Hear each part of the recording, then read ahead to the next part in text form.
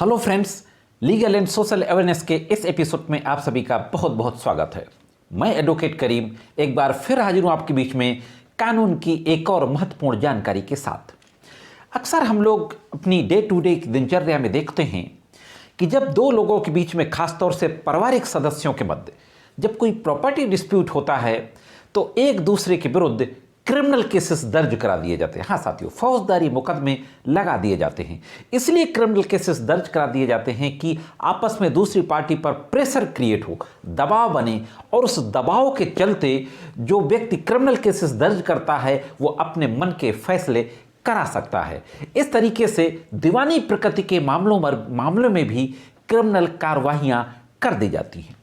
वैसे तो honourable supreme court के द्वारा और कई हाई कोर्ट के द्वारा भी इस बात को कई मामलों में कहा गया है कि सिविल नेचर के मामलों में क्रिमिनल प्रोसीडिंग्स को बढ़ावा नहीं दिया जाएगा।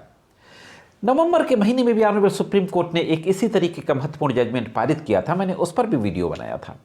अभी कुछ ही दिन पहले ऑनरेबल सुप्रीम कोर्ट ने फिर से एक कानपुर का ही मामला था, हाँ दोस्तों, कानपुर का मामला था जो हाई कोर्ट होते हुए ऑनरेबल सुप्रीम कोर्ट तक पहुंचा। फिर से उसमें ऑनरेबल सुप्रीम कोर्ट ने एक महत्वपूर्ण आदेश पारित किया है। आज के इस एपिसोड में उसी आदेश के बारे में बातचीत करने जा रहा हूं, तो जुड़े रहे आखिरी तक।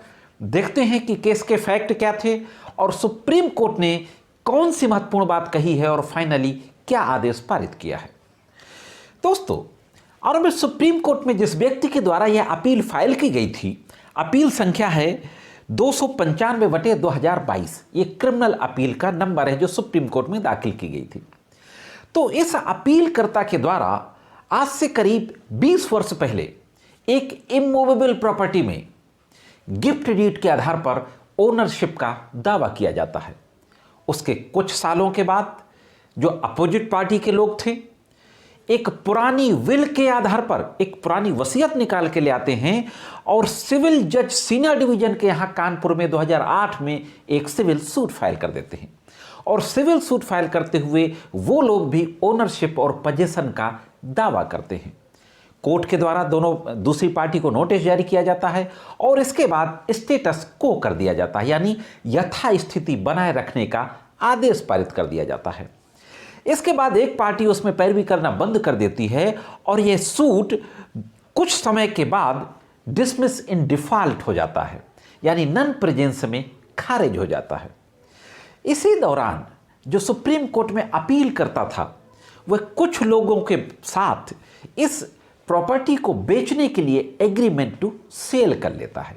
और एग्रीमेंट टू सेल में यह कंडीशन होती है कि जब सिविल सूट अपीलेंट के, यानी सुप्रीम कोर्ट में जो अपील करता था, उसके पक्ष में डिक्री हो जाएगा, तब यह एग्रीमेंट टू सेल प्रभावी होगा।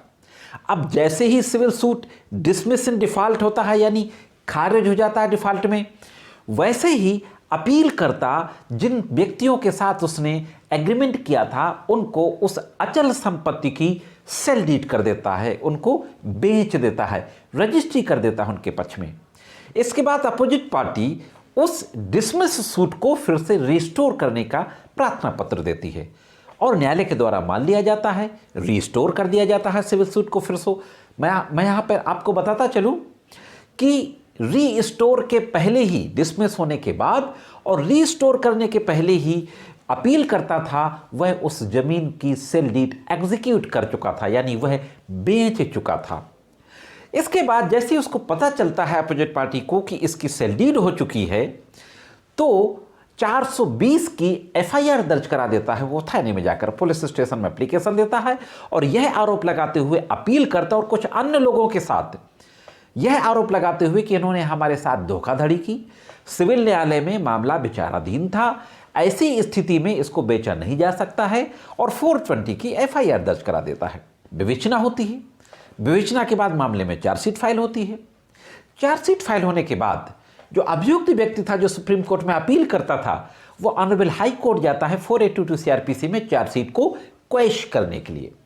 ऑनरेबल हाई कोर्ट चार्जशीट को क्वेश करने से मना कर देता है।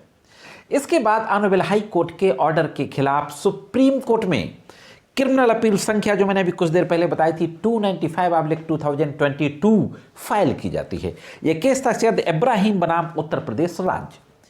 ऑनरेबल सुप्रीम कोर्ट के डिवीजन बेंच के द्वारा इस मामले की सुनवाई की जाती है और इस मामले की सुनवाई करते हुए महत्वपूर्ण टिप्पणी करते हुए ऑनरेबल सुप्रीम कोर्ट के न्यायाधीशों के द्वारा कहा जाता है, जहां तक अपीलकर्ता का संबंध है, जांच पूरी होने के बाद आईपीसी की धारा 420 के तहत दंडनीय अपराध की कोई भी सामग्री मौजूद नहीं पाई गई है।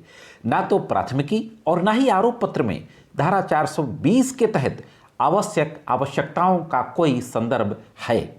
इस पृष्ठभूमि में अपीलकर्ता के खिलाफ अभियोजन जारी रखना उस प्रक्रिया का दुरुपयोग होगा जहां एक सिविल विवाद को एक आपराधिक कृत्य का रंग देने की कोशिश की गई है। हाँ दोस्तों, इस तरीके से यह महत्वपूर्ण टिप्पणी करते हुए ऑनरेबल सुप्रीम कोर्ट के द्वारा चार्जशीट को 420 420 आईपीसी की चार्जशीट को रद्द कर दिया जाता है और दोष मुक्त यानी कि जो अभियुक्त था उसके खिलाफ 420 की चार्जशीट रद्द हो जाती है, उस व्यक्ति को छोड़ दिया जाता है। तो फिर से एक बार ऑनरेबल सुप्रीम कोर्ट ने कहा कि दीवानी प्रकृति के मामलों में सिविल विवाद को आपराधिक विवाद का रंग देने की कोशिश नहीं की जानी चाहिए और इसको बढ़ावा नहीं दिया जाना चाहिए। तो यह थी एक महत्वपूर्ण जानकारी। मैं समझता हूं कि जानकारी जरूर आपको पसंद आई होगी। साथियों, अगर अभी तक आपने मेरे चैनल को सब्सक्राइब ना किया हो तो मेरे चैनल को सब्सक्राइब जरूर कर लें और सब्सक्राइब बटन के बगल में बने हुए बेल आइकन को प्रेस करके ऑल पे सेट कर दें। और अगर आपको वीडियो में दी जाने वाली जानकारी अच्छी लगी हो तो वीडियो को लाइक और शेयर भी करते रहा करें। आज के इस वीडियो में सिर्फ इतना ही। मिलते हैं किसी अन्य वीडियो में कानून की कुछ अन्य जानकारियों के साथ। तब तक कानून की विभिन्न तरीके की जानकारी के लिए देखते रहें लीगल एंड सोशल अवेयरनेस।